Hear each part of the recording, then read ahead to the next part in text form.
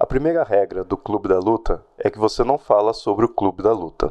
A segunda regra é que você não fala sobre o Clube da Luta. Terceiro, quando alguém diz pare ou fica desacordado, mesmo que esteja fingindo, a luta acaba. Quarto, apenas 2 pessoas por luta. Quinto, 1 luta por vez. Sexto, sem camisa e sem sapatos. Sétimo, as lutas duram quanto tiverem que durar.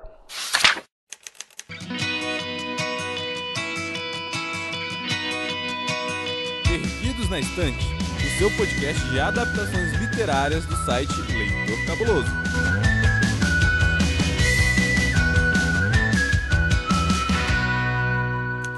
Olá, ouvintes! Eu sou Domênica Mendes. Oi, gente, eu sou o Diego Quara, prazerzão estar aqui. Muito obrigado pelo convite, Domênica. Eu que agradeço. Aqui é o Vincent Zezering, do Coquetel Kuleshov.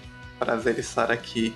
Seja bem-vindo, Vincent, seja bem-vindo, Diego. E como você está ouvindo aí do outro lado, a casa tá cheia com vozes novas aqui no Perdidos na Estante. Vozes que eu espero que você já conheça, ou se você não conhece ainda, você vai conhecer, porque agora tanto o Diego quanto o Vincent vão falar de onde eles vêm da podosfera. A gente tem o Sábado Sem Legenda, né? Que é o podcast meu e do Vincent junto, onde a gente fala de filmes de temática de... E da Camila. E da Camila, que já participou daqui, né? E que não conseguiu gravar com a gente, mas tá aqui em coração, né? E já tem episódios com você aqui no podcast. E a gente fala sobre filmes de temática de supercine, né? Que é o nosso principal assunto e que acho que até eu também a gente está aqui para falar do filme que falaremos, né? Eu fiquei muito tentada de fazer esse episódio quando eu pensei nele, falei, cara, eu vou gravar sobre o Clube da Luta. Aí eu pensei na hora, eu falei, eu preciso da bancada do Sábado Sem Legenda pra falar. E aí eu fiquei, eu entrei lá no feed de vocês sem cação. Falei, tomara que nunca tenham gravado, tomara que nunca tenham gravado.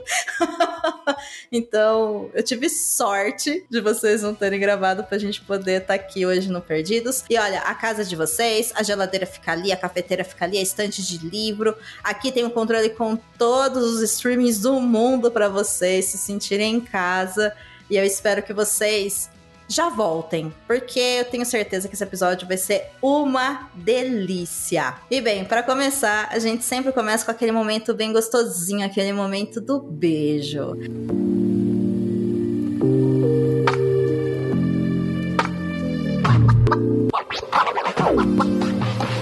E aí eu quero saber, Vincent, quem você vai beijar hoje? Um beijo pra Carol, minha esposa, que é a pessoa que mais vê filme comigo. Que acho que ela nunca ouviu esse podcast, mas com certeza ela vai ouvir esse, então. E outro pros ouvintes do Sábado Sem Legenda que chegarem aqui, né? Ah, que delícia, Carol. Um beijo, seja bem-vinda. E um beijo também pros ouvintes do Sábado Sem Legenda. Inclusive, obrigada pelo meu beijo, tá? Porque eu ouço vocês, então eu agradeço pelo beijo recebido. E você, Diego, o que você beija hoje? Eu vou mandar um beijo pra minha irmã, a Isadora, né? Que teve a humildade, né? E o carinho de me emprestar o livro dela, de Clube da Luta, né? Que o livro que tava na estante dela. Consegui ler a tempo de participar do podcast. Quase não deu, mas consegui ler. E beijo também, né? Pros nossos amigos e parceiros, né? Que são a Camila e o Bosco, né? Que amamos também, né? E que, pô, são mais do que amigos, né? A Camila e o Bosco são 2 queridos. E o meu beijo ia pra eles. Então, um beijo duplo pra eles. E já que você tem uma Isadora, Diego, eu vou mandar um beijo também pra minha sobrinha, que também chama Isadora, e pros amigos dela, porque a Isadora, ela tem 22 anos e a gente tá numa toada de apresentar filmes clássicos de quando ela era muito pequena ou nem nascida. E quando ela assistiu o Clube da Luta, ela veio pra mim e falou assim, tia, Clube da Luta é muito bom, mas é muito louco, né? E eu falei, eu vou gravar sobre ele e você ouve depois. Então, Isa, um beijo pra você. E, sem mais delongas, bora então falar desse clássico que pode sim, por que não, ser ouvido aí num sábado à noite e reassistido e relido por quem tá ouvindo a gente agora. Bora pro episódio.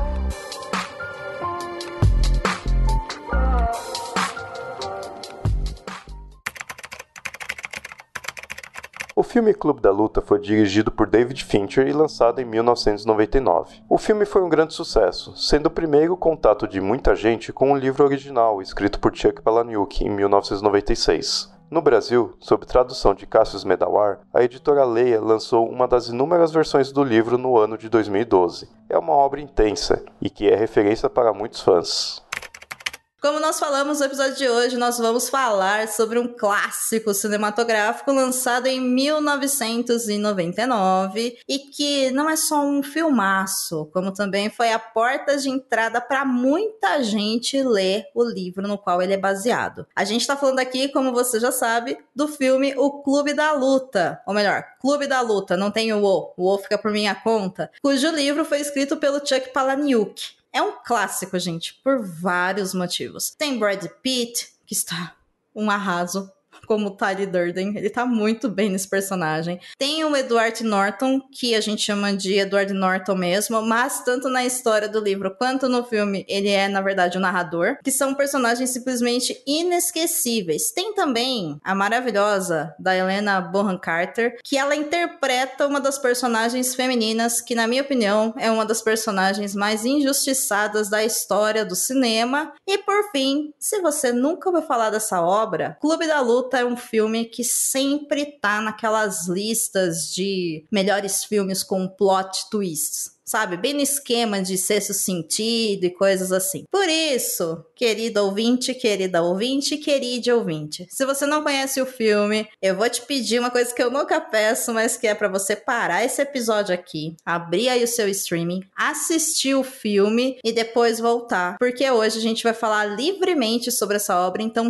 todos os spoilers estão liberados. E sim, os spoilers nesse filme estragam a sua experiência, porque é uma obra de plot twist. Um grande tchan, acho que o filme teve, né? Engraçado, tal como o filme que saiu na mesma época dele, né? O seu sentido é essa coisa, né? De você ter uma reviravolta que muda totalmente os rumos de interpretação daquele filme e de onde o filme vai. Pois é, e tal como o Sexto Sentido, é um filme que quando você reassiste, você pensa... Por que eu não percebi? Da primeira cena já dava pra perceber, tava lá e eu não sabia, né? Vai perguntando as pistas pra quando se descobriu o que é descoberto, a pessoa fala, ah, então ó, já tava ali tudo. Então, já que a gente já tá falando sobre como é assistir o Clube da Luta, como é que foi pra vocês assistir o filme pela primeira vez? Que tem muito a ver com geração também. Eu sou de 91, então quando esse filme saiu, eu lembro dele saindo, dele fazer um barulho, eu lembro que tinha histórias ao redor dele, assim, de até, se não me engano, violência, atentado. Mas eu só fui ver depois, assim, porque o meu pai gostava muito desse filme. O meu pai sempre foi fã do Brad Pitt. O meu pai viu esse filme na época de lançamento. Depois eu acabei vendo, assim,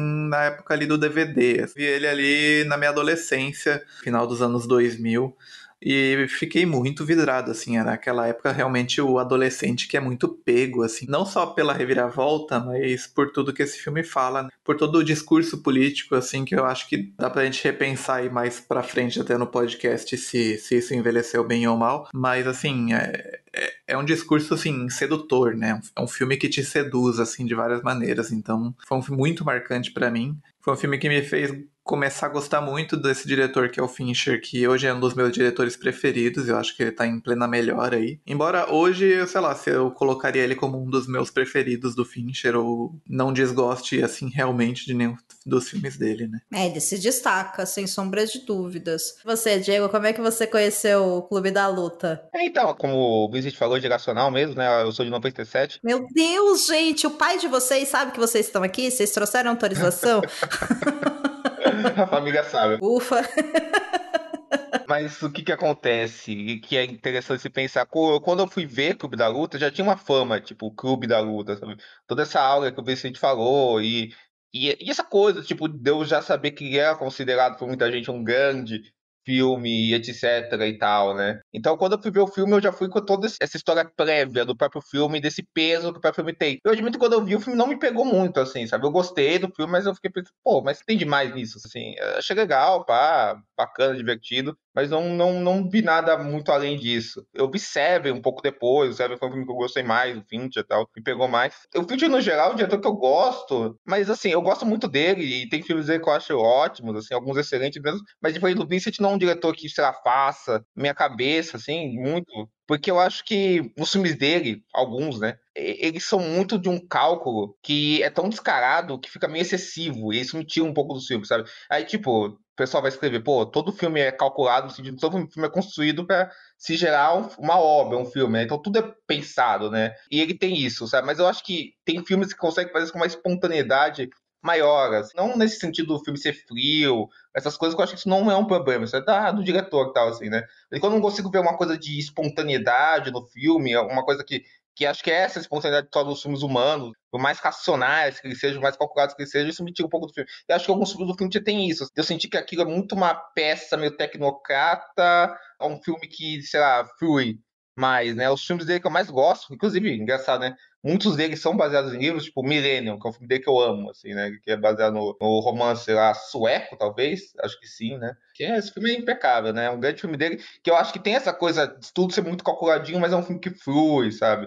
Zodíaco também, Gone Girl, Rede Social, acho que são os grandes auges dele, né? E aí eu fui rever, né, o Clube da Luta agora, acho que ele se mantém, assim, tem coisas muito boas, mas assim, eu vejo um filme muito de um diretor que tá começando e quer meio que se mostrar pro mundo. Tem umas coisas dele que eu vejo que eu fico meio, sabe, assim, isso até apaga um pouco minha conexão. Eu acho que é o primeiro grande orçamento dele, talvez, assim, o primeiro filme grandão dele, assim, porque antes de fazer Clube da Luta, ele tinha participado, né, feito, terminado, sei lá, o que dá pra chamar, o Alien 3, né, que é considerado o primeiro filme dele, que ele renega até hoje. Todos nós, né, renegamos Alien 3. E daí depois ele fez o Seven, que era aquela coisa, um filme muito pequeno com dois ótimos atores que viram sucesso e tal, e daí o Clube da Luta é o primeiro filme dele como um diretor mais consagrado, assim, eu acho que tem a ver, assim, eu percebo esses traços de um cara com bastante poder e dinheiro em mãos pra fazer e tal, acho bem interessante ver por esse aspecto o Pouca Clube da gente sabe Luta. disso, mas o David Fincher, ele era, antes dele ser diretor de filmes, ele dirigiu muitos videoclipes clássicos da Madonna, Michael Jackson. A gente gosta dos videoclipes dele ter as melhores obras dele, né? E antes disso ainda, ele começou a trabalhar em efeitos visuais na Industrial Light and Magic, lá do George Lucas, né? O George Lucas, inclusive, era vizinho dele antes dele ser contratado, assim. Então ele era assistente de câmera, sabe? Ele era assistente de fotografia, trabalhava nos efeitos visuais, trabalhou no Retorno de Jedi, no Indiana Jones e o Templo da Perdição, que você para pensar, são filmes de tons totalmente diferentes com o tipo de projeto que ele foi se interessar depois, mas, contudo, todavia, eu acho que mostra essa coisa que ele tem do preciosismo técnico, sabe? De fazer filmes que são muito preciosistas tecnicamente, assim. Acho que tem isso que passa a obra dele, né? Além dessas questões temáticas que o Vicente falou também. É bem interessante isso tudo que vocês estão falando, principalmente pensando aqui no Perdidos, enquanto um podcast onde a gente fala de obras que foram adaptadas. E realmente, assim, dava para fazer uma temporada só sobre as obras do David Fincher, porque ele fez desde House of Cards, que pouca gente sabe também que tem um livro. Ele também fez o Mighty Hunter, que foi uma coisa que eu não perdoei até hoje dele ter parado, porque eu achava uma série maravilhosa, cujo livro é sofrido. A gente tem também um episódio aqui falando dessa adaptação. Ele é o produtor executivo do Love, Death and Robots, que tem alguns episódios que são também, né, adaptações de contos. E é uma série muito legal. E aí tem esses que vocês falaram. Agora, voltando pro Clube da Luta, eu também conheci ele quando eu era jovem, mas diferente de vocês, eu também fui estar numa locadora da Netflix, quando a Netflix era aquele negócio com corredor que a gente pegava, né, uma mídia na mão e tal. E eu assisti, e eu lembro que eu fiquei, assim, fascinada pelo plot twist. Era uma época realmente, né, como a gente citou lá atrás, de vários filmes de plot twists, eu achei a história bem interessante. Eu entendi, né, o porquê, nossa, né, porque realmente chama atenção. E tem esse papo sedutor que o Diego falou, né, de pô, ele trata de coisas que jovem gosta, né? Vamos criticar o sistema, né? Abaixo o capitalismo, o consumismo tá errado. Então ele acaba sendo sedutor. E eu acho que, além de tudo, ele tem uma estética muito jovem, assim, que tava, acho que, vigorando, acho que naquele cinema noventista mainstream da época, de coisas que foram influenciadas, tipo, Corra, Tarantino, assim, essa montagem muito ágil, essas montagens que se conversam, assim. E pra mim os primeiros passos, assim, embora tenha no Seven, no Alien também, mas os primeiros passos do que pra mim é um traço que é um dos traços mais interessantes do Fincher pra mim, eu que sou muito fã dele, de usar o CGI pra reconstruir a realidade. Ele faz absurdo assim, tipo, ele não precisava usar um negócio de CGI, mas ele vai lá e faz assim o mais próximo da realidade possível pra fazer, sei lá, um cano de uma arma que não precisava ser, sabe? Esse tipo de coisa assim. Eu acho muito interessante. É bem interessante mesmo para quem gosta de cinema analisar esse livro, mas eu acho que tem tanta coisa também de mensagem e tudo mais. E aí eu fico pensando também, porque reassistindo ele agora, em 2023, porque eu acho que o Clube da Luta é um filme que você tem que assistir de tempos em tempos na sua vida, porque ele serve também como um parâmetro para você perceber o quanto que você entender coisas e desconstruir ideias e aprender sobre pautas importantes na sua vida faz você perceber elementos que estavam lá e muda a percepção daquilo que você estava consumindo. E quando eu reassisti agora pra gente poder gravar, eu reassisti e eu olhei e falei, gente, assim, o filme, enquanto uma obra cinematográfica, pra mim ele é fechado, ele é beleza, funciona, continua super interessante. Tanto que eu citei o caso da minha sobrinha, de 22 anos, que assistiu e achou incrível. Show. Só que no mundo, gente, onde existe ANCAP, eu olhei e falei, gente, isso aqui é um manual de como colocar homens, sabe, em um processo sedutor de militarização, amor à dor física e à violência e à destruição, que vai para uma ideia muito errada, sabe, que quando eu assisti não tinha. É, uma coisa meio masculinista, né, red pill, né, que a gente tem hoje em dia, né. É a clássica síndrome do tropa de elite, né? Às vezes tá criticando um negócio, mas que a gente não tem controle sobre quem vai ver, né? Sobre como quem assistir vai consumir aquilo. E isso sempre foi uma discussão muito curiosa de Clube da Luta. Eu lembro que há algum tempo, assim, tem se discutindo isso, assim, tipo, o que o filme quer?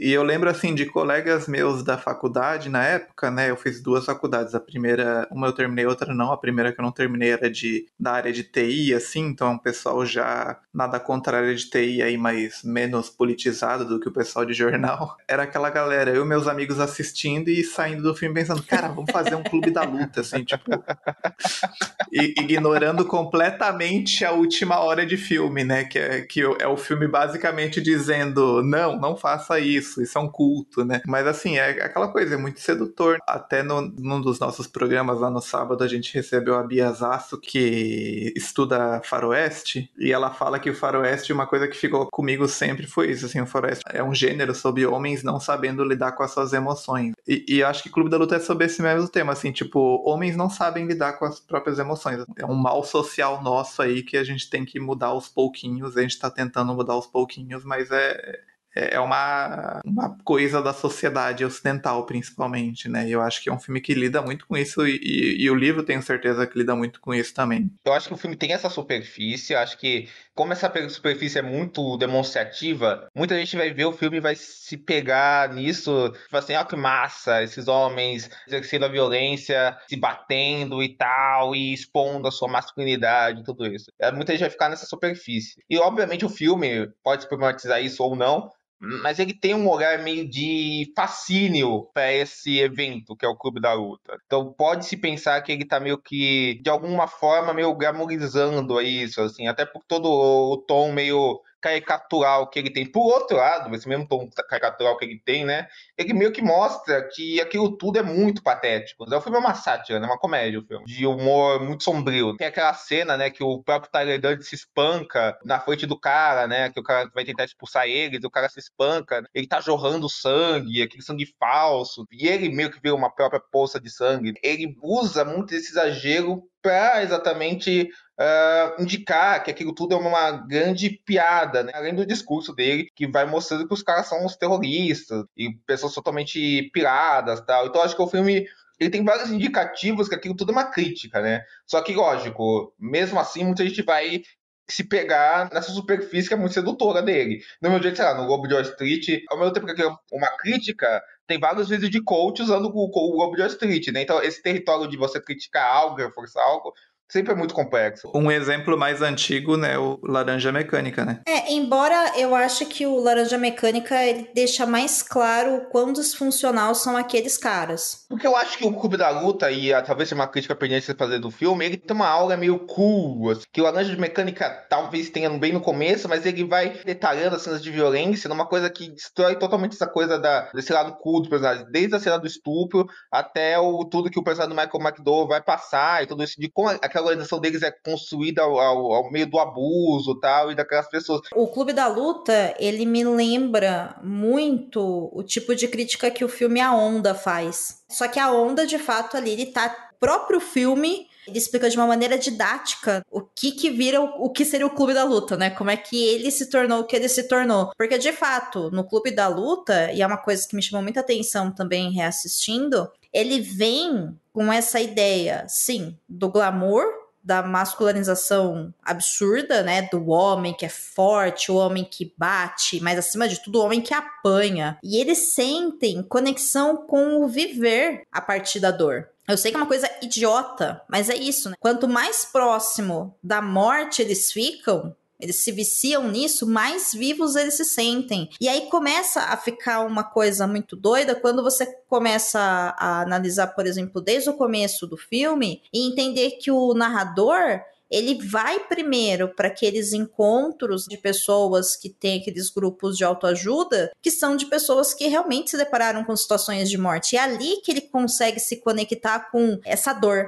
Porque o que ele fala o tempo todo é, pô, a tua vida é todo dia igual. Você vive para trabalhar, para ter dinheiro, para comprar coisas que você não quer ter. Você não se conecta mais com o viver. E aí, ele se sente um grande zumbi nesse meio do mundo capitalista, que em certa medida todos nós nos sentimos, e aí que eu acho que ele se torna uma coisa muito interessante para jovem, e tem esse papo sedutor, que sim, ele tem uma baita de uma crítica ao consumismo, mas é na dor que ele volta a ter um pouco de paz. E ele vai dobrando, né? Porque primeiro ele encontra na experiência da dor do outro um acalento. Então ele vê as pessoas sofrendo e ele volta a sentir um pouco de vida. Ele vai para a parte física, porque aí ele consegue perceber que ele mesmo consegue fazer isso com as pessoas, e literalmente ele faz com ele, né? Porque ele se bate. É um caminho interessante, assim, o que o Chuck coloca, que, claro, existe uma crítica em volta, com toda certeza, né? Muitas críticas, mas eu acho que ele se torna sedutor nesse sentido mesmo. E parte disso eu acho que é porque justamente o discurso crítico, assim, tem pouca mentira no que ele tá falando, assim, ele não tá dizendo nenhuma mentira quando ele tá falando do consumo, do capitalismo, e aqui já o meu lado marxista começa a ser ativado de pensar na perspectiva histórica da coisa, né? Que eu sempre acabo indo assim para os contextos históricos que, tipo, o que foram os anos 90?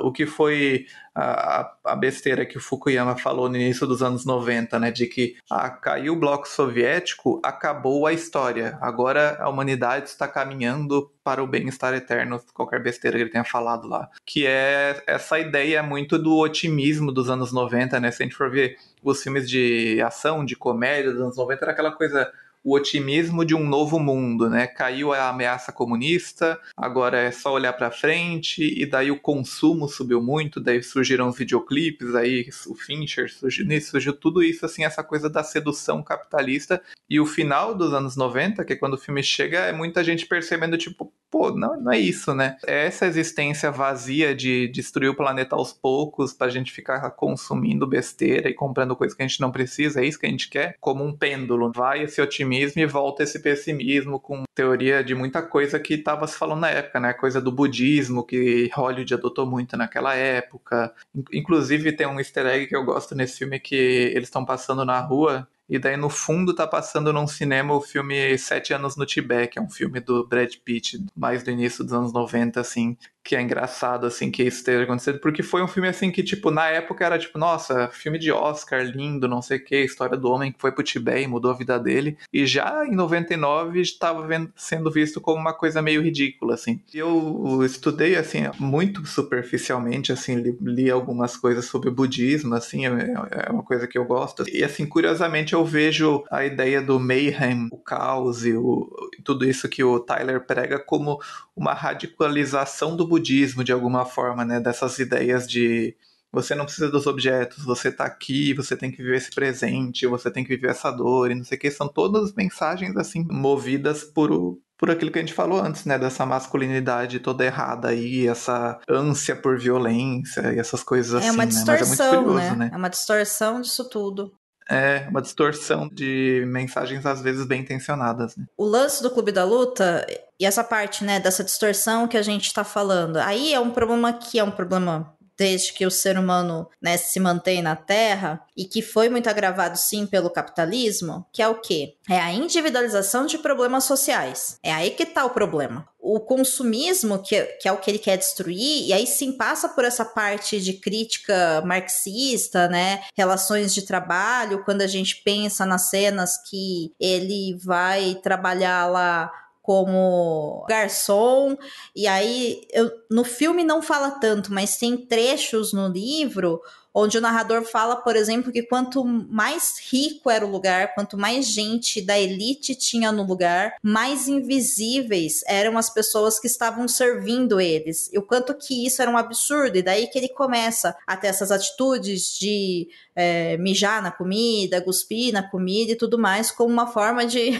também distorcida de trabalhadores univos, sabe? Eu acho que o filme, ele fala muito dessa raiva ao sistema, esse capitalismo que te destrói, mas para você se voltar a esse sistema e colocar ao invés desse sistema, um status quo dessa masculinidade branca, heteronormativa, tudo isso, sabe? Isso pode ser muito associado a esses grupos de direita que a gente tem hoje em dia, que são contra uma ideia de sistema, ou uma ideia de elite, uma ideia de burguesia, mas não vêm, quer dizer, muitos não vêm, ou muitos canalhamente vêm, que são usados só para se voltar a um status quo, onde essas mesmas pessoas vão ter espaços. Então você ataca uma ideia de sistema, mas você reivindica uma opressão, né? Essa coisa da eleição aí da Argentina, né, dessa semana. Eu vejo como, assim, muito sendo fruto de uma raiva legítima de parte do eleitorado, assim. Raiva colocada no lugar errado por quem soube explorar essa raiva, né, isso que o Diego falou. A raiva é legítima, ela existe, assim. O sistema, ele é cruel, ele esmaga as pessoas. Mas aquilo que a Domênica falou, né, não dá pra individualizar problemas sociais, né? Tem que olhar pra fora. É isso, você não destrói uma opressão colocando uma outra opressão no lugar. E é isso que o Clube da Luta parece. E é interessante porque a loucura é que eles fazem isso de uma maneira coletiva, porque eles criam uma micro-sociedade, que aliás não é nem loucura, né? É como os grupos de extremistas se organizam, né? Ou mesmo grupos militares. Então, tá lá. É possível criticar? É possível criticar. É sedutor? É sedutor. A solução é boa? A solução é péssima, entendeu? Porque o que eles estão propondo não é destruir o sistema. O que eles estão propondo é usar da força bruta deles pra oprimir quem tiver por baixo, que eles consideram que tem que baixar. É esse que é o pulo do gato todo da crítica do Clube da Luta. E ele foge disso, né? No final ele tá fugindo da própria coisa que ele criou. Uma parte que eu adoro é quando morre um deles, leva um tiro da polícia, e ele fala... Ele tinha um nome, daí ele fala, não, mas ninguém tem nome no Projeto Mayhem. E daí ele fala, não, o nome dele era Robert Paulson. E daí, do nada, eles mudam a regra, que daí eu acho que tem muito essa coisa de comédia que o Diego falou, né? De, tipo, então mudou agora a regra que já demonstra, né, que não tem regra, que é uma coisa assim a esmo que é muito suscetível aos caprichos de quem tá ali. E, no geral, eu sempre achou que os filmes do Fincher, eles têm algo muito engraçado nele, né? Porque ele é um cara muito niilista, né? Muito pessimista, né? E ele coloca uma coisa de um... Eu vi o Felipe Furtado falando esses dias, né? Um humor dodói, né? Assim, no filme dele, né? Então, eu acho que ao lidar com personagens tão dodóis, né? O prato cheio pra ele. Eu acho que quando ele vai falando desses comportamentos meio bizarros do personagem, assim, é quando eu mais gosto do filme. Nesse sentido, também que falou da Mara, gosto demais dela, sempre que eu acho que é a personagem certinha. Porque aí fecha, né? Todo esse trio de situações estranhas, né? Eu gosto muito do momento que ela conhece o Tyler Durden, que aí vira uma sketch cômica mesmo, né? Uma coisa, assim, que eu acho central no filme, assim, foi o momento em que, pra mim, eu falei, é isso, assim, é aí que ele abandonou a possibilidade de humanidade dele, que ele tá voltando pra casa e daí explodiu o apartamento dele. Pegou fogo, sei lá o que aconteceu. E daí ele encontra o número de telefone dela, quase liga pra ela, ele decide ligar pro Tyler, né, entre aspas. E pra mim isso é muito simbólico, assim, né, de, tipo, esses caras solitários, esses caras meio incel, que não sabem se relacionar com ninguém, porque, sei lá, eles até falam isso no filme, né, cresceu uma família quebrada, não tem perspectiva de uma vida do que foi prometido pra eles e não sei o que. Daí, na possibilidade dele conversar com uma pessoa real que ele conheceu, não. Ele acaba desistindo, indo pro outro extremo, né? É simbólico. E eu acho que vocês tocaram num ponto muito interessante do filme que mostra o ponto que eu falei lá no começo do episódio, que ele é um filme que você tem que assistir mais de uma vez, porque a primeira vez que você assiste, tudo que você tá ouvindo o narrador é o quanto que a Marla é uma pessoa disfuncional. É um absurdo, né, você parar pra pensar que ela vai num grupo de pessoas que sobreviveram ao câncer de testículo. E ela é uma mulher cis, logo ela não tem testículo. E aí você fala, meu, o que ela tá fazendo lá então? E o problema é que ele se incomoda porque só ele estaria ali, só ele poderia ter essa ideia genial no ponto de vista dele. Então, a presença dela gera uma competição pra ele, né? Aí tem várias interpretações que as pessoas podem ter, lógico, né? Eu já vi pessoas falando assim, é porque quando ele sabe que ela é uma fraude, ela também sabe que ele é uma fraude porque eles vão nos mesmos lugares, então eles acabam meio que se tornando cúmplices da mentira um do outro. Então, ele tá suscetível a ser desmascarado o tempo todo. Beleza. Só que todo o filme, a primeira vez que você vê, você tem uma visão de que a Marla, ela é uma mulher pegajosa, ela é uma mulher que não deveria estar lá, porque ela não respeita o espaço do narrador. E até você descobrir que o narrador e o Tyler são a mesma pessoa, você começa a achar que a Marla, de fato, tá incomodando demais o cara. Ela não poderia só ficar com o Tyler e não incomodar o pobre do menino que só precisava ir lá e se conectar com a vida porque o trabalho dele era horrível, o chefe dele era mau. É essa ilusão que o filme dá. E quando você reassiste, entendendo nesse mundo o discurso incel, o ódio ao feminino, o quanto que a violência é um fator importante para eles, o quanto que essas ideias distorcidas de como a gente resolve esses problemas sociais em grupos menores, mas para manter a força e o status quo deles mesmos, meu, é outra percepção da Marla que você tem. E aí você passa a ver que ela era uma baita de uma vítima na mão dele. O tempo todo ela era uma vítima.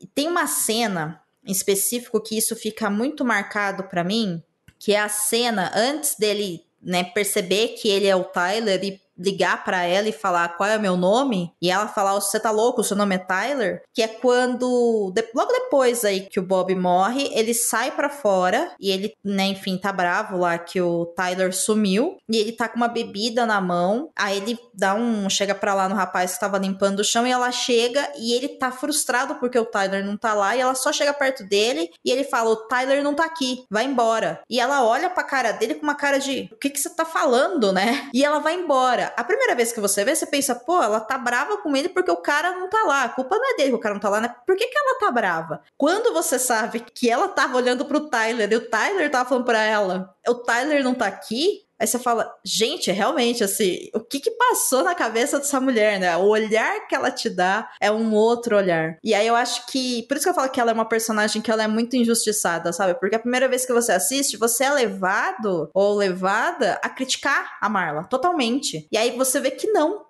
Ela é uma vítima na mão dele. Sim, ela é uma pessoa disfuncional, ela flerta com a morte, ela tem todos esses BOs aí, psicológicos e tudo mais. Inclusive, no livro tem uma diferença grande que é com relação ao câncer dela, porque de fato ela tem câncer no livro. No filme, não, mas você fica, gente, ela parece dar trabalho para ele, sabe? Ah, eu vou morrer, eu vou me matar, e não, né? Não é isso. Ela tava pedindo ajuda, e ele foi ajudar. Então, eu acho esse personagem fantástico dentro dessa obra, e eu acho que vale a pena você assistir só pra perceber as nuances da Marla, sabe? E o quanto que é poderoso quando ela chega pra ele no final e fala, eu cansei de você, eu cansei dessa palhaçada, eu vou embora, sabe? Pra mim não dá mais. Eu acho isso muito importante. Aí, é claro que eu vou ter que xingar o final do filme, né? Porque no final do filme é exatamente o contrário que acontece. Porque, de novo, essa visão do narrador de que ele tá consertando tudo e ele venceu o lado ruim dele porque ele ama ela e ele vai proteger ela. A Marla, foge desse cara, assim, foge, sabe? Foge desse cara, vai embora, não volta mais, né? Mas não é isso que o filme entrega. Vocês sentiram essa diferença também, reassistindo o filme mais de uma vez? Dessa percepção de como a Marla muda quando você sabe que o narrador é o Tyler? Ah, com certeza. Assim, pensando só no filme, assim, não tanto na personagem dela, mas pensando no filme, eu acho que ela se encaixa muito num tipo de personagem clássica feminina do Fincher, assim, que são... Tem vários filmes dele que são tipo de mulheres que estão com homens, assim, que não merecem essas mulheres. Desde o exemplo mais extremo sendo o Garota Exemplar, que é um filme sobre isso, sobre a ideia do casamento e sobre mídia também, sobre muitas outras coisas. É curioso, assim, que o Fincher é tido como, assim, diretor que homem gosta, filme... Como é que é o termo? Filme bro.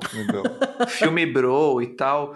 Mas sempre tem essas personagens, assim, essas personagens complexíssimas, assim, e um cinema marcado de, tipo, homens disfuncionais que deveriam procurar ajuda, que deveriam ser melhores. Eu acho que a Marla é muito exemplar disso. Eu gosto muito disso e da interpretação da Helena Bonham Carter, assim, nisso de ela tá sendo ali a esquisitinha, que ela meio que sempre é, tá, mas ao mesmo tempo ela tá servindo isso muito ao filme, né? Ela tá construindo muito o filme, ao mesmo tempo entregando essa leveza, assim, às vezes que o filme pede, né? Essa coisa mais cômica, às vezes, do jeito que ela se move. É muito boa a personagem dela, sempre gostei muito, assim. E realmente, assim, eu não tinha percebido isso que a Domênica falou, que é uma personagem que muda radicalmente, né, da primeira pra segunda vez. Até a cena que ela tá, quando se faz a revelação, né? E o Edward Norton tá falando com ela no telefone, você já vê a mudança, né? Desde ali, né? Quando você vai pensando nesses todos esses pontos temáticos que a Dominic falou, realmente tem isso, esse reforço, né? Acho que é uma coisa que ajuda o filme, que o Vicente puxou, né? E nesse sentido, né? Pra dar força a esses personagens, é o elenco, né? Que o trio realmente é muito bom. Dela, o Edward Norton, o Brad Pitt, cada um dos seus quase pilares opostos, né? O Edward Norton nessa apatia total, né? O Brad Pitt nessa coisa caótica e a Mala nesse grande duplo sentido que a Domênica falou, entre ser esse reflexo do feminino, né, de como o feminino é visto por esse homem, e ter essa sensibilidade. E tem essa coisa muito típica, assim, do machismo, que até nesse mundo aí de incel, ancap, red pill que a gente vive, parece cada vez pior, que é aquela coisa do homens patéticos ficarem imaginando que tipo de homem ideal as mulheres querem, né?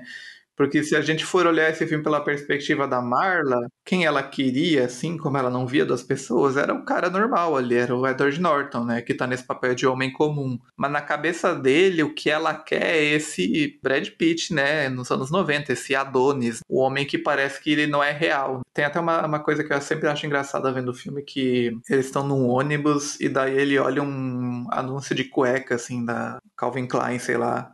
E daí tem um modelo super musculoso e ele fala assim: isso parece um homem de verdade pra você? Meio que criticando essa masculinização desse homem super musculoso e plástico, enquanto, ironicamente, do lado dele tá o maior, né, o auge desse homem plástico hipermusculoso aí, o Brad Pitt fazendo 1000 abdominais por dia pra manter aquele corpo. Inclusive, eu nunca vi ninguém fazendo essa associação, mas acho que nesse sentido, o Fincher me lembra um pouco o Clint Eastwood, no sentido de que quando ele já escala os atores, ele consegue usar muito bem a imagem dos atores a favor dos papéis que ele faz, assim, sabe? Então, já é uma direção de ator que já começa no cast muito certeiro e que, tipo, só isso já é o suficiente, sabe? Assim, então eu acho que como eu tô vendo vários filmes dele pra gravar outro podcast aí e tal, que logo mais o pessoal vai poder ouvir, eu tô percebendo isso e o Fincher tem muito isso, né? Então, tipo, quando ele escala o Brad Pitt, esse Adonis, que o Vicente falou, e bota ele pro papel de um cara como o Toledano, isso já diz tudo sobre o que é necessário para ter aquele papel. Isso faz com que os personagens, né, os atores, eles consigam jogar muito bem cenas. O porteiro se inclina sobre o meu ombro e diz: muitos jovens não sabem o que querem de verdade. Preciso que me resgate, Tyler, por favor. E o telefone chama. Os jovens pensam que querem o mundo inteiro. Me livre das mobílias suecas, me livre da arte rebuscada. E o telefone chama outra vez. E Tyler atende. Se não sabe o que quer, o porteiro continua, acaba tendo um monte de coisas que não quer. Que eu nunca me sinta completo, que eu nunca me sinta satisfeito, que eu nunca seja perfeito. Me salve, Tyler, de ser completo e perfeito. O que vocês acham do final? Porque, fechando aqui toda essa discussão que a gente teve, e aqui entra dois fun facts interessantes. Um é que o livro em si, ele é uma boa adaptação, sim, mas o final é totalmente diferente. Eu acho que isso passa pela Marla, que é o que a gente estava falando há pouco, porque, como eu disse, tem a cena maravilhosa dela virando para ele falando: eu não quero mais você, sai daqui, você me faz mal. E aí ela vai embora, depois, enfim, né, ela é sequestrada lá pelos caras, volta e acaba o filme com os dois, né, ele falando pra ela: o meu lado ruim já foi embora, segurando a mão dela, e ela vendo com ele tudo explodindo, dando uma ideia de que então, sim, nossa, o Tyler no final das contas deu pra ele tudo aquilo que ele precisava e ele venceu o mal dentro dele. Vamos colocar de uma maneira bem superficial, que é isso, e por isso a mulher que ele ama, sim, ele vai proteger, porque ela deu a mão pra ela, então ela vai ficar com o amor amor que ela quer. No livro, e aí, Vincent, eu sei que você não leu, mas lá vem spoiler, é diferente. Diego, você quer ter as honras de apresentar a diferença do final? No final do livro, né, o narrador acaba desmaiando após esse momento que ele dá um tiro nele mesmo. E aí ele acorda num hospital psiquiátrico, uma coisa assim. E ele meio que achando que ele já tá no paraíso. O pessoal que trabalha nesse hospital acaba falando pra eles que eles fazem parte daquele projeto lá deles, tal, não sei o quê. E eles acabam dizendo pro narrador que eles estão esperando a volta do Tyler Durden, né? Assim. Basicamente, no final, o que o Chuck faz é que, esse cara tem alguma doença mental, tá? Ele precisava de ajuda, ele vai ter essa ajuda, e aí fica meio dúbio, porque a gente não pode confiar em livro escrito em primeira pessoa. Quem tá contando a história pra gente do Tyler é o próprio Tyler. Então a gente não pode confiar em nada que ele tá falando. Cabe ali uma interpretação de quem lê, de pensar, de fato, o Clube da Luta cresceu tanto que até mesmo dentro do hospital psiquiátrico, as pessoas que estão trabalhando lá também são do Clube da Luta. Então, assim, o terrorismo que ele criou venceu ou não, ou é tudo coisa da cabeça dele, não dá pra saber. Mas aí vem um fun fact com relação ao filme, que é o Chuck, quando assistiu o Clube da Luta, ele não gostou do final, do jeito que foi colocado. E ele veio a público e falou, olha, não gosto do final porque distorceu totalmente a mensagem. E quando esse filme foi passado na China, eles alteraram o final. Eles tiraram a cena final da explosão, que é quando a Marla chega e tudo mais. E aí apareceu um letreiro no filme falando: através da pista fornecida por Tyler, a polícia rapidamente descobriu todo o plano e prendeu todos os criminosos. E aí a nota continua: impedindo com sucesso a explosão da bomba. Após o julgamento, Tyler foi enviado para um asilo de lunáticos recebendo tratamento psicológico. Ele recebeu alta do hospital em 2012. E aí o Chuck veio e deu uma entrevista, que inclusive está disponível, né, esse trecho e essa curiosidade no site da Rolling Stone, falando, olha, a China entendeu o final do meu livro, porque o final do meu livro é isso, gente, sabe? Tipo, o cara não pode deixar dúvidas de que esse cara não era uma pessoa mentalmente sã, né? Então ele se aproxima mais à versão censurada, né? Porque quem, enfim, censurou o final do filme e alterou foi o governo, somente os governos fazem censura. Com essa alteração do final da China faz mais sentido com a história original que o Chuck escreveu. E eu amei, assim, eu queria ter esse final do filme, sabe? Do que o final da Marla com ele. No livro fica claro que, tipo, por exemplo, não deu certo o plano e tal? Não, o plano dá certo. Tanto que o livro, diferente do filme, ele começa igual, né? Com o Tyler colocando a arma na boca do narrador. Só que no livro já começam a ouvir as explosões. Então é diferente do filme que vai caindo aos poucos, né? Depois que a Marla chegou e tudo mais. E ele matou o Tyler.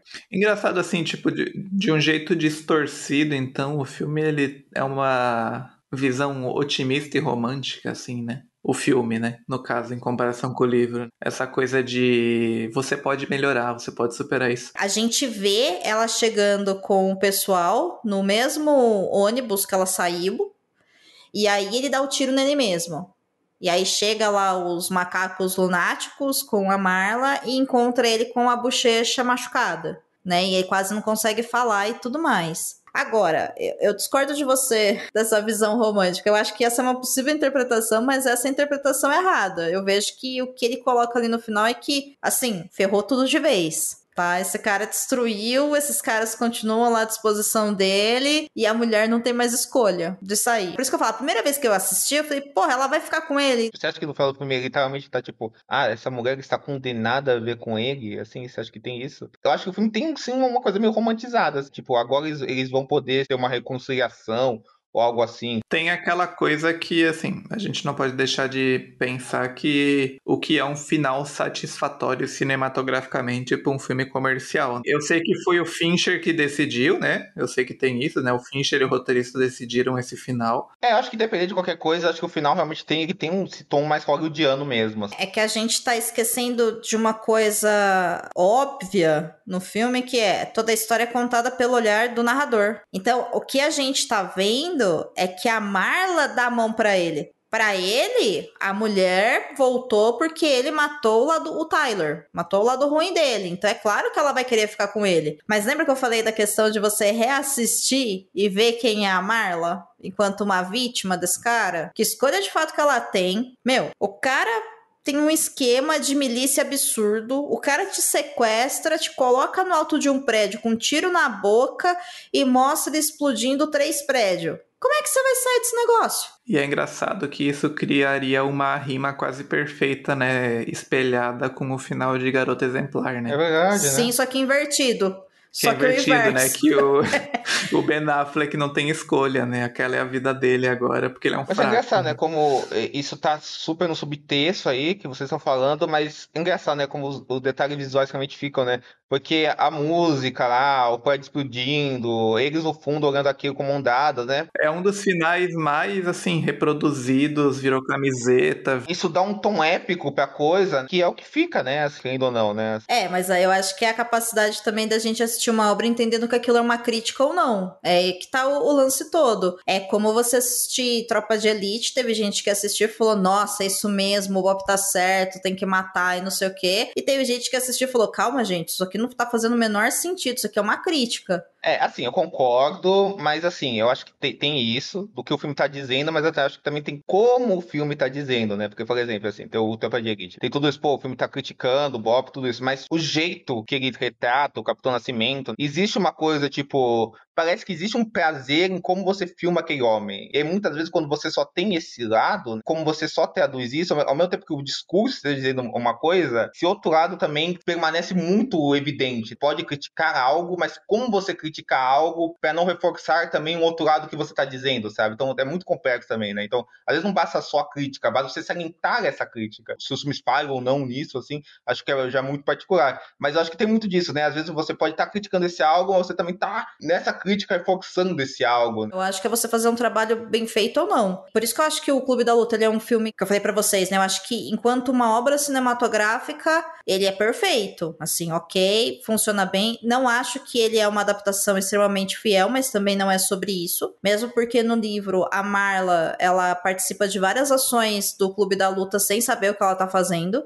E ela é muito mais complexa do que tá na tela. Ali na tela realmente só quer mostrar essa mulher que incomoda ele, que é pegajosa, que fica querendo a atenção do Tyler. Primeiro ela tirou o direito do narrador de estar nos clubes dos anônimos lá, dos lutos da vida. Depois ela tira o Tyler do narrador o tempo todo, sabe? Então é colocado ela como essa vilã que ele tem que destruir, mas ao mesmo tempo em alguns momentos ele é muito gentil com ela, como quando, por exemplo, ela está com câncer e ele vai lá ajudar ela, sabe? Ou quando ela tá prestes a morrer por suicídio e ele vira e fala, não quero lidar com isso, mas o Tyler foi lá ajudar ela. Então assim, o narrador tá contando pra gente. É por isso que eu falo, o filme enquanto filme, show. Agora, o filme enquanto a mensagem que ele está passando, eu acho que essa mensagem não fica tão clara. Essa leitura que eu faço de que essa mulher não tinha uma escolha, eu acho que passa muito por gênero e eu entender o tamanho do buraco onde a Marla se meteu.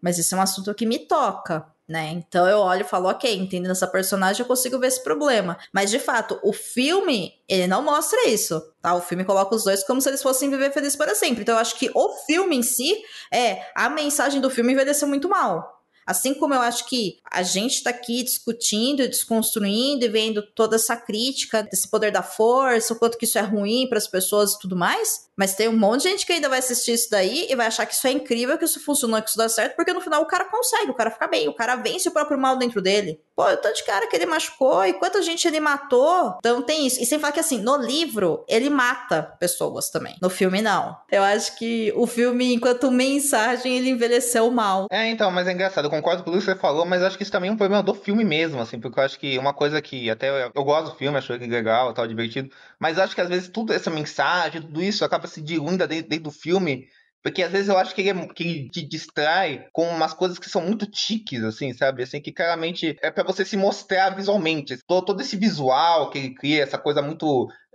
legal, muito divertida, assim, eu acho, assim, que às vezes me soa um exagero, que eu sinto que é muito calculado, às vezes. E aí, pegando o Tropa de Elite de exemplo, assim, tipo assim, existe isso da crítica bem feita ou da crítica mal feita, mas é a questão, né? É quando você não admite a sua contradição. Então, por exemplo, o Tropa de Elite tá criticando algo, o BOP e tal, não sei o quê, mas ao mesmo tempo ele tá mostrando que o maconheiro da USP é o grande problema das drogas e de tudo isso, tem que apanhar na cara mesmo e pá, não sei o quê. Ao mesmo tempo que ele tá criticando o BOP. Então, quando você não assume um ponto de vista, né, isso fica muito diluído dentro de si, você só acaba reforçando, né, coisas que vão contra o que você mesmo está criticando. Uma coisa assim que o Diego vai falar que eu tô defendendo o David Fincher, né? Mas alguém tem que defendê-lo aqui, eu vou defender, né? Mas brincadeiras à parte, eu acho que a diferença essencial aí do Bop pro Clube da Luta e do Fincher pro Padilha, assim, é que eu vejo o Bop como um filme que sai pela culatra, e ele até tenta consertar no segundo filme isso.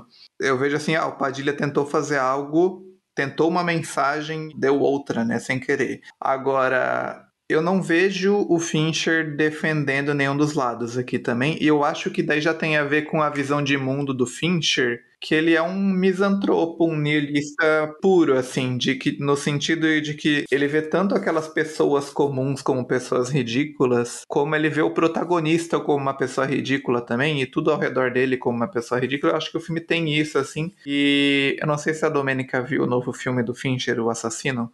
Ainda não. Eu também acho que tem muito disso, assim, de um filme que, pra mim, ele é de algumas formas até um aperfeiçoamento do Clube da Luta, mas disso que pra mim sempre marcou muito o cinema do Fincher, assim, para além das histórias e desse apuro visual que ele tem, que é uma coisa que ele gosta dessa coisa de ser meio que um cronista da realidade americana, assim. Então, todos os filmes dele falam disso, até o filme da Kristen Stewart, lá, o Quarto do Pânico, pra mim, até aquele filme, ele tá, de alguma forma, sendo um comentário sobre especulação imobiliária, e casa, e lar, e o que é a moradia nos Estados Unidos e tal, porque eu acho que isso é realmente uma paixão dele, assim, de, tipo, olhar pra essa sociedade meio que de fora, assim, falando o que é isso, né, essas pessoas e não sei o quê. E no Assassino ele tem muito isso também com o consumismo e com essa sociedade hiperconectada, cheia de aplicativos e marca pra todo lado e não sei o quê. Eu acho muito interessante, assim, ver, e revendo o Clube da Luta eu pensei nisso também, como é um filme que não defende tanto nenhum desses lados. Então eu acho que nem ele tá defendendo tanto a mensagem do Tyler, nem ele tá tanto contrário a isso. Ele só tá assistindo, parece. E daí eu acho que faz sentido o autor ter ficado puto com o final, né? Eu acho que faz todo sentido daí, porque o autor, ele tem uma visão, né? Ele tem uma visão muito mais clara, né? Isso que você falou, eu concordo totalmente. Tem isso que o Fincher tem, que é uma descrença em tudo, em todos. Olha, eu não poderia discordar mais de vocês. E eu vou simplificar da seguinte maneira. Se você tem uma obra onde você está tratando um problema, que é um problema de opressão, e você não está nem criticando, nem defendendo, logo você está defendendo. Faz sentido, faz sentido. Não, mas eu falo da intenção, assim, eu acho que ele tá de fora sem perceber, talvez, que ele tava escolhendo um lado, né? Ah, bom, aí sim, não sei, né? Também aqui não é um trabalho de criticar o David Fincher, falar, nossa, como você é mal. Eu acho que é a visão de mundo dele, mesmo, tipo, a interpretação que ele faz do negócio mesmo. Ele é um cara, até certo ponto, apesar dos filmes dele, eu vejo ele como uma pessoa meio despolitizada, assim, meio desinteressada, na verdade, né? Mas aí você não pode, então, adaptar um livro como o Clube da Luta, né? Que é uma crítica. Tem casos piores aí. Ah, com certeza. Mas eu acho que o que ele tá interessado no Clube da Luta, ao meu ver, né? Isso é tudo uma interpretação do autor, da obra, não é nada conclusivo. Mas eu acho que ele tá interessado no fator comportamental no Clube da Luta. Até que eu vi algumas entrevistas do Fincher, ele compara muito o olhar dele com o The Graduate, que é um dos filmes favoritos dele, sabe? Que é A Primeira Noite de um Homem, que ele quis um pouco o personagem do Edward Norton fosse um pouco reflexo do personagem do Dustin Hoffman, uma coisa assim, sabe? Do vazio de um homem e de tudo isso, e do jeito específico de como ele vê o fascismo e de tudo isso, sabe? Assim, então eu acho que essas questões políticas, o fascismo, de tudo isso, tá muito ligado à examinação dele do comportamento dos personagens. Então eu acho que vai muito, tipo, do que o autor está interessado, né, às vezes, né? Acho que o Fincher está mais interessado nesse lado específico. Pra mim, o que ferra é a cena final, gente. Porque, querendo ou não, o narrador, no final, ele tem uma redenção.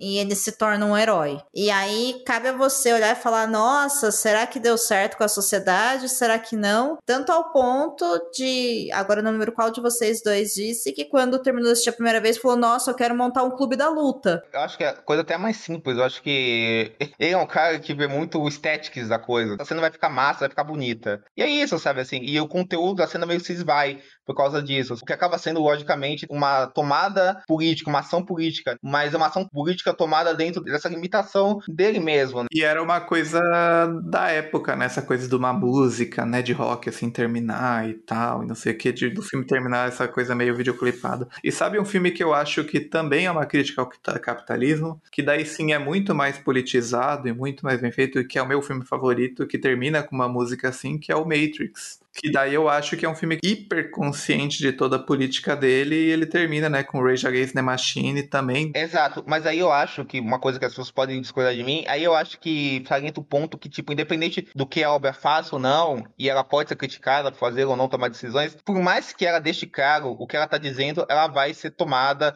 ela pode ser tomada por pessoas que podem totalmente distorcer aquilo e são totalmente contrários ao que a obra tá falando. Por exemplo, o Matrix tem tudo isso que você falou, e mesmo assim, muita gente de extrema direita pegou a obra para essa coisa de Red Pill, Blue Pill, tal, assim, distorcendo o que a obra tá falando. Por mais que a obra tente salientar coisas, acho que ela tem que tentar mesmo, assim, a interpretação dela, como ela vai ser pega ou não, sempre vai variar de cada pessoa, sabe, assim, por mais que a obra deixe claro, assim, ou seja, totalmente contrário àquilo, isso pode ser distorcido facilmente, né, você só pegar a superfície dela, assim, independente de que obra é. A obra que eu acho que é pior e que me dói mais, daí como leitor, inclusive, é o Watchmen, né? Que é o livro de um comunista adaptado por um ANCAP, né? Ele reproduz exatamente, tirando o final, o que aquela obra é, tipo assim, só que o jeito que ele cria a imagem daquilo, né? A forma distorce totalmente o conteúdo daquilo, né? Mas é exatamente o que acontece no Clube da Luta, gente. É esse que é o ponto, porque assim, Sim. o que determina o que a obra de fato tá falando é o final dela. Sim. Você vai ter certeza de qual é a mensagem mesmo de qualquer obra. Seja uma peça de teatro, seja uma música, seja um filme, seja uma série, seja lá o que for, um livro, é o final dela. E daí eu me pergunto, Domênica, se essa visão apaixonada que você tem da Marla não vem tanto do livro também, né? Não vem. Vem do filme mesmo, e aí vem desse processo da Mini Do ter assistido a primeira vez e ter visto a Marla como uma pessoa que, amiga, não tô entendendo o que você tá fazendo aí, e o porquê que você tá se humilhando, era isso que vinha pra mim, sabe?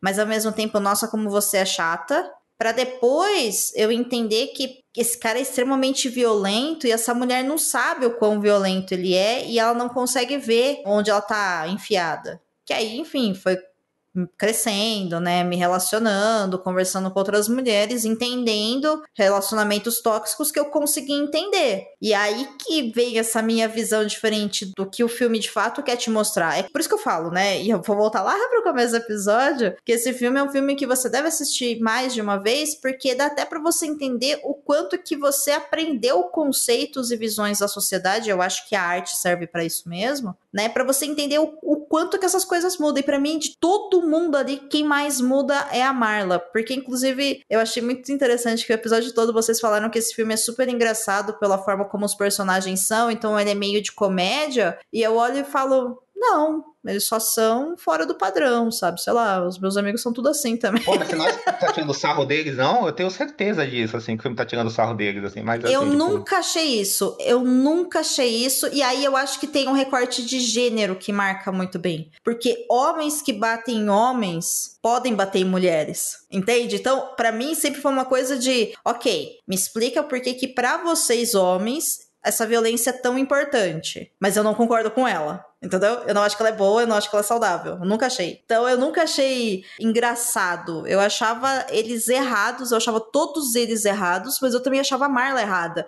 E com o tempo eu percebi que não. Eu tenho certeza que o Diego também, a gente é criado nessa ideia de... o jeito que os caras se tratam um ao outro, estão sempre, entre aspas, se batendo e não sei o quê. Por quê? Porque se você chegar e dar um abraço, um beijo no seu amigo, é gay, né? É um código que a gente não é criado para entender e para abraçar e tal, e é uma coisa que até tem muito a ver, e eu acho que é legal como, assim, de maneiras tortas, o filme acaba se tornando até meio que um registro disso, naquelas de que toda obra é, de algum jeito, um documento do seu tempo. Eu acho que ele é um documento social, assim, de como funciona a masculinidade, como homens se relacionam e tal. Por que a gente vê graça? Porque a gente aprendeu a ver graça naquilo, né? De que, tipo, homens se batendo é uma coisa, tipo, é normal, homens fazem isso e tal. Não deveria, Com né? certeza. Tem muito disso também, né? Apesar de eu realmente achar que, tipo, o filme é construído como meio que uma comédia. Eu acho que ele é construído assim, mas acho que também tem a ver de, tipo, do Fincher também, às vezes, nem perceber. Nossa sociedade, a nossa construção, tudo isso, todos esses recortes, né? Faça com que o que é construído de tal forma, né? Reverbere pra gente de um jeito muito mais triste, muito mais pesado, muito mais preocupante, né? Assim, por mais que, sei lá, todo o encontro dele com o Tyler e ele se batendo seja filmado tipo uma comédia pastelão. É interessante esse ponto de vista de vocês. Uma coisa que eu acho que o filme tem muito, assim, é que é um filme também sobre culto, né? Que tinha muito na época, né? Tem até hoje, cientologia e tal. E também é um filme meio sobre isso. Eu acho que por isso que também ele tem esses sons de talvez parecer uma sátira, assim, porque era um negócio comum. E daí tem a ver com o início do personagem, né? Tipo, onde é que eu tenho que ir agora? Eu tenho que ir nesse grupo pra fazer tal coisa. Depois eu tenho que ir nesse outro grupo. As pessoas querendo fazer parte de algo. E na época, em Hollywood, tinha 1000 cultos. Exato. Lembre-se disso, Tyler diz. As pessoas em que você quer pisar, nós, somos as pessoas das quais você depende. Somos nós que lavamos suas roupas, preparamos sua comida e servimos o seu jantar. Arrumamos sua cama, cuidamos de você enquanto dorme, dirigimos as ambulâncias, passamos as suas ligações. Somos cozinheiros e motoristas de táxis e sabemos tudo sobre você. Processamos seus pedidos de seguro e gastos do cartão de crédito. Controlamos todas as partes da sua vida. Somos os filhos do meio da história, criados pela televisão para acreditar que algum dia seremos milionários, astros de filmes ou da música. Mas não seremos. E estamos entendendo isso agora, Tyler falou. Então, não venha com a gente.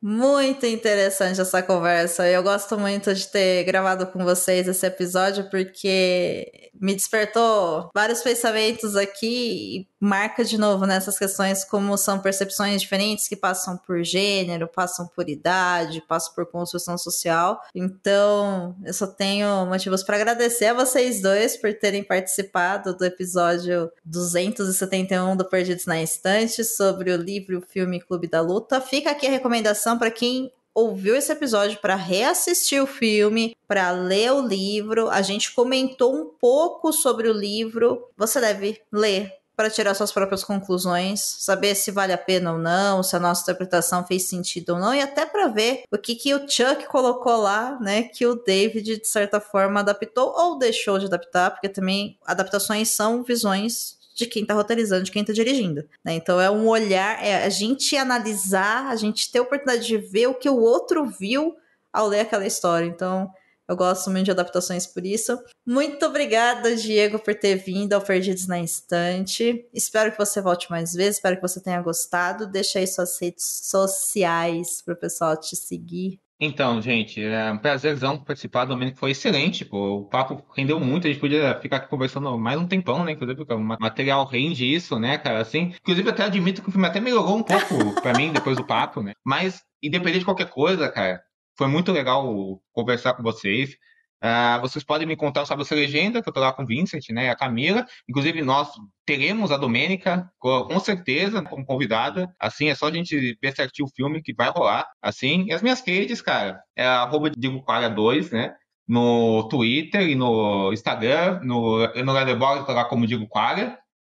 E eu também tenho um canal no YouTube, que é o Cinema, que eu falo sobre filmes. Tem vídeo com o Vincent lá, tem vídeo sobre lançamentos e filmes não lançamentos também. Prazerzão, Domênica, de verdade. Foi excelente, assim. Parabéns pelo trabalho e quando quiser é só chamar que eu venho feliz da vida. Opa, volte quando quiser, já sabe o endereço de casa, só chegar aí, ó. Bate na porta, entra, abre a geladeira, pega o café e bora gravar. Vincent, suas redes sociais, obrigada por esse papo, pela sua contribuição, foi espetacular. Obrigado, desculpa não ter conseguido ler o livro a tempo do podcast, mas enfim. Imagina, faz parte do processo todo, rapaz. Eu gosto quando tem alguém que não leu, porque é uma visão totalmente diferente de quem leu, sabe? Traz mais conteúdo. Bom, eu tô no Sábado Sem Legenda com o Diego e com a Camila. E estou nas minhas redes, no blogs, página no Instagram, TikTok, tenho até o Blue Sky, né, que por enquanto está morto, enquanto o Twitter ainda está vivo, que é o Coquetel Kuleshov, que é onde eu escrevo sobre cinema, falo sobre cinema todos os dias. Às vezes falo até de televisão, mas mais sobre cinema mesmo. E é isso, assim, me sigam nessas redes todas. No Twitter eu tô lá falando sobre outras coisas, reclamando da vida. Que é o lugar certo da gente reclamar da vida, por isso tá afundando. Exatamente. E me convide aí se for falar de Watchmen. Pô, vamos negociar essa pauta aí pro ano que vem. Eu topo, hein? Vamos marcar, mas de verdade. Ouvinte, muito obrigada pela sua companhia, pelo seu download, pela sua escuta atenta. Espero que você tenha gostado desse episódio. 5 estrelinhas lá no Spotify. Deixe um comentário pra gente. A gente ama receber comentários de vocês. Compartilhe esse episódio e, claro, me siga nas redes sociais também, @Domenica_Mendes no Twitter e no Instagram. Lá no Blue Sky eu também estou por lá, postando de vez em quando. É só Domênica mesmo. Bota lá Domênica, ponto, e o restante lá do link personalizável lá do Blue Sky, que vocês me encontram. E também estou no Estúdio 31, falando sobre produção de podcast para a iniciativa O Podcast é Delas. No episódio da semana que vem, eu vou dar uma folga para vocês da minha voz. Quem volta é a Amandinha, junto com a Lud, o Thiago e o Daniel, para fazer um preparatório para essa série que eu sei que você tá louca aí, maluque, para poder assistir, que é Percy Jackson e os Olimpianos, que estreia na Disney Plus, acho que já na semana que vem também. Então, o episódio vai ao ar no dia 20, dá tempo de você ouvir para se preparar e já dar o play aí na Disney Plus para poder acompanhar. Eu já falei em alguns episódios anteriores e vou falar de novo. O Perdidos na Estante, ele continua com episódios semanais para vocês. Então, mudando um pouco de data, no dia 25 de dezembro sai um especial de Natal comigo e com a Amandinha, sobre uma das melhores adaptações do mundo de Natal. E não é o que você tá pensando, tá? Vou manter essa surpresa aí. É uma coisa assustadora, só vou falar isso, ou nem tanto. E no dia 1º de janeiro de 2024 também a gente volta com um episódio bem fofo, comigo e com a Amanda falando sobre quem a gente é, o que a gente gosta. Depois, 10 de janeiro, com os melhores de 2023 e 17 de janeiro, já com análise dos 4 primeiros episódios de Percy Jackson. Então, aguarde aí os próximos episódios. Boas festas para todos nós. Esse final de ano tá corrido. E eu já tô falando Natal. Eu sei que eu tô falando Feliz Natal desde outubro, gente. Mas é isso mesmo. Eu gosto de Natal. Eu sou um viciado, eu amo Natal. Até tô curioso para saber qual que vai ser esse episódio aí. Então, vou te contar em off. E sim, eu também sou viciada em Natal. Então é isso. Feliz Natal para quem é de Natal. E até o próximo episódio. Galera, beba água e fujam do calor. Isso é importante. Um beijo e a gente se ouve por aí. Você acaba de ouvir o podcast Perdidos na Estante. A apresentação foi de Domenica Mendes, Diego Quaglia e Vincent Cesarin. A pauta e produção são de Domenica Mendes. O assistente e edição são de Leonardo Tremesquim. Da escuridão, o cowboy responde: Ei, o quê? Digo que escrevi aquele livro. A corda entre nós vai ficando mais e mais esticada. Então a corda para o cowboy. Do escuro, ele diz: Escreveu o quê? O Clube da Luta, digo a ele. Então o cowboy dá um passo de volta, sua bota martelando um degrau mais próximo de mim. Ele puxa o chapéu para trás para ver melhor e vira os olhos para mim, piscando rápido, com a respiração forte, e diz: Tinha um livro? Tinha, antes do filme. Chuck Palahniuk, Clube da Luta.